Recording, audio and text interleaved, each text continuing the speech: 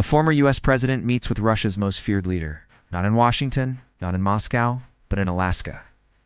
3 days later, he tells Ukraine to surrender land to the very man he just had a private limo ride with. What exactly happened between Donald Trump and Vladimir Putin? And why is Ukrainian President Volodymyr Zelenskyy now under global pressure to redraw his country's borders? This is not just about peace. It might be about power, legacy, and something much deeper. This is how wars don't just end, they get rewritten. August 15th, 2025. Anchorage, Alaska. Neutral ground between two nuclear giants. Trump and Putin meet in what's being called the boldest back-channel diplomacy since the Cold War. Officially, the meeting was meant to explore peace options in the Russia-Ukraine war. Unofficially, the rumors say it was about land. What made this summit different wasn't what was said publicly, it's what happened inside a limousine. According to Russian state media, Putin and Trump spent nearly 40 minutes alone. No advisors, no notes, no leaks. And when they emerged, both looked satisfied. The very next day, Trump's tone changed. In a post on Truth Social, Trump wrote, "President Zelenskyy of Ukraine can end the war with Russia almost immediately if he wants to, or he can continue to fight." This wasn't just a suggestion, it was a pressure tactic, one that raised alarms in European capitals. Later that day, Trump told Fox News, "We're very close to a deal. But it's up to Ukraine to make that deal happen. They've got to give a little to get a lot of peace." But what exactly is a little? According to multiple sources close to the talks, Trump wants Ukraine to cede Donetsk and Luhansk, two territories already partially occupied by Russia, in exchange for a ceasefire and a promise of no further aggression. Zelensky's response, a firm no. But things didn't end there. To understand Trump's move, you have to understand the game theory of peace. Trump's mind, a never-ending war weakens everyone. Ukraine, Europe, and yes, even America. He's betting that a quick deal, even if it means territorial loss, is better than years of bloodshed. To his supporters, it's classic Trump. Cut the losses, close the deal, move on. But critics say it's more than reckless. It's dangerous. Because this deal rewards Putin, it legitimizes invasion. It tells the world that borders are negotiable. If you have enough tanks, still Trump believes he can pull off what Biden couldn't. End the war with a handshake and a map. But here's the twist. Zelenskyy wasn't the only one summoned to Washington. 3 days after the Alaska summit, President Zelenskyy arrives in Washington, but this time is flanked by key European allies: France, Germany, Poland, the UK. Why? Because he doesn't trust Trump. Because he knows this time, it's not just about Ukraine's decision, it's about Europe's future. Behind closed doors at the White House, Trump reportedly pressured Zelenskyy to accept the land deal. But Zelenskyy pushed back, citing Ukraine's constitution, which forbids ceding territory without a nationwide referendum. European leaders supported him. They warned Trump that changing borders by force sets a dangerous precedent, one that echoes history's darkest chapters. But Trump wasn't moved. He reminded them that America, not Europe, was footing the largest bill in Ukraine's defense. And if peace could come at the cost of a few miles, why not take it? Trump is playing a long game. If he returns to the White House in 2025, he doesn't want a messy war on his plate.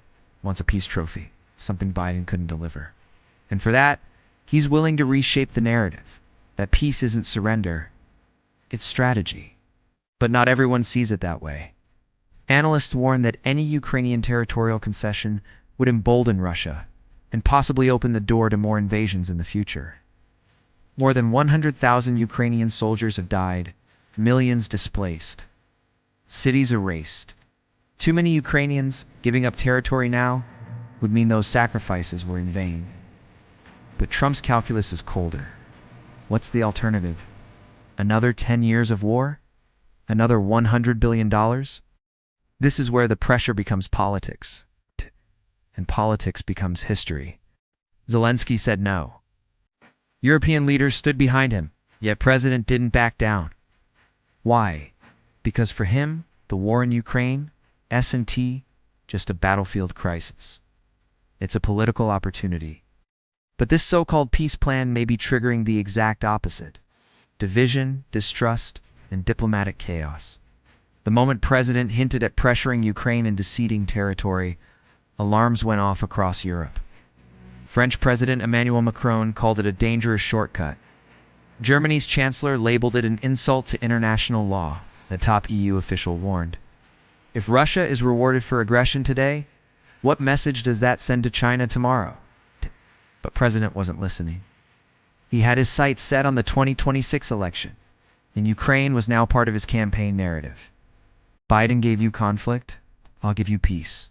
To President's base, that sounds like leadership. To his critics, it's manipulation with global consequences. Behind closed doors, sources say Zelenskyy was firm, even emotional. He reminded President of the Russian missile that hit a maternity hospital in Mariupol, of mass graves uncovered in Bucha, of the thousands of children taken across the border, never returned. And then he said the words that defined the entire conversation. We are not negotiating away the blood of our people. But President reportedly responded with this: if you don't end this war now, you might not have anything left to negotiate. Was it a threat? A warning? Or just Trump being president? That ambiguity is what makes this moment so dangerous, because both leaders are playing for history, but with different rules. Right now, the world is split between two visions of peace. One says peace comes through strength, unity, and justice, even if it takes years. The other says peace comes fast, even if it means compromise and concession. Trump is betting on the second. Zelenskyy and most of Europe are standing by the first. But here's the real question. What happens if Trump wins re-election? Will U.S. military aid stop? Will Ukraine be left alone? Will Russia see it as a green light to go even further? This is more than diplomacy. It's a global fault line. And at the center of it is a map. A map where borders are being redrawn not by people, but by politics. It started with tanks. It moved to trenches. Now it's in boardrooms and backrooms, where maps are traded like chips at a poker table. Trump believes peace can be bought and maybe sold. Putin believes time is on his side. And Zelenskyy is holding on to a nation, to sovereignty, and to hope. Because in war, lines aren't just drawn on the ground, they're drawn in history. It's watching. Territory, truth, power. The war isn't over, it's evolving. Subscribe for deeper stories behind the headlines.